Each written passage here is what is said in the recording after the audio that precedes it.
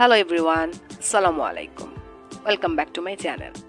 আজকে আমি আপনাদের জন্য বানিয়ে ফেললাম দুর্দান্ত একটা মশলার চা, যেটা আপনারা রং হিসেবেই দেখছেন। কিন্তু এই মশলাটা আমি কিভাবে তৈরি করলাম তাই আপনাদের সাথে শেয়ার করছি। দেখতে পাচ্ছেন এখানে আমি তেজপাতা, দারচিনি, লং, গোলমরিচ, এলাচ, তার সাথে নিয়েছি আদা কুচি। আপনাদের কাছে এগুলো খুব সহজেই আপনাদের ঘরের মধ্যেই পেয়ে যাবেন। যাদের জ্বর, সর্দি, ঠান্ডা লেগে থাকে তারা ঘরে থাকা এই উপকরণ দিয়ে খুব সহজেই একটা দুর্দান্ত মশলার চা বানিয়ে খেয়ে নিতে পারেন। তো আমি এখানে একটি পাত্র নিয়েছি। এখন আমি পরিমাণ মতো পানি দিয়ে দেব। দেখতে পাচ্ছেন এখানে আমি একটা কাপ নিয়েছি, 1 কাপ পরিমাণ পানি দেখিয়ে দিলাম। আপনি যদি 2 কাপ পরিমাণ চা বানাতে চান তাহলে আপনাকে অবশ্যই আরও 1 কাপ বেশি পরিমাণে পানি দিতে হবে, কেননা আপনি যখন মশলাটা সিদ্ধ করতে দিবেন, মশলার যে সিদ্ধ হবে সেখান থেকে মশলার যেই পানিটা বের হবে সেটা কষে আরও কমে আসবে। তাই অবশ্যই পানির পরিমাণটা একটু বাড়িয়ে দিবেন। তো দেখতে পাচ্ছেন আমি এক এক করে আমার মশলাগুলো পানিতে দিয়ে দিয়েছি। সবগুলো উপকরণ আমি দিয়ে একটু নাড়িয়ে নেব। তা আমাদের শরীরের জন্য এই মশলার চাটা খুবই উপকারী।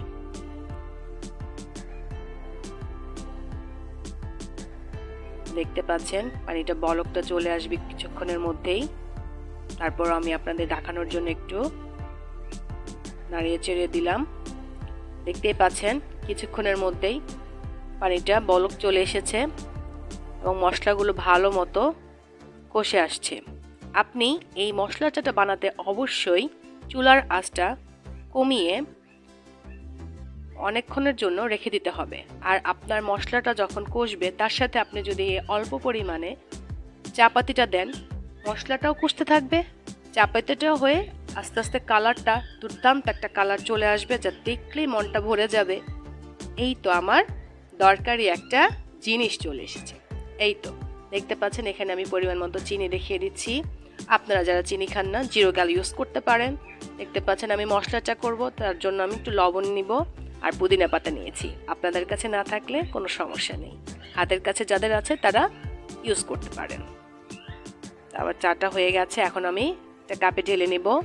এখানে আমি একটা কাপ নিয়েছি, এখানে আমি পরিমাণ মতো 1 কাপ পরিমাণে চা নিয়ে নিচ্ছি। দেখতে পাচ্ছেন খুব সুন্দর একটা কালার চলে এসেছে। এখানে আমি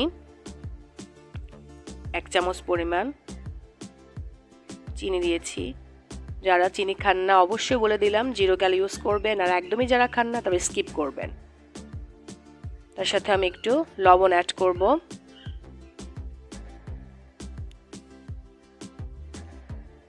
দেওয়ার পরে আপনি একটু নেড়েচেড়ে নিতে পারেন। আমি এইভাবে নাড়িয়ে নিয়েছি চামচটা দিয়ে। এখন আমি একটু পুদিনা পাতা দিয়ে রেডি করে ফেললাম মশলার চা।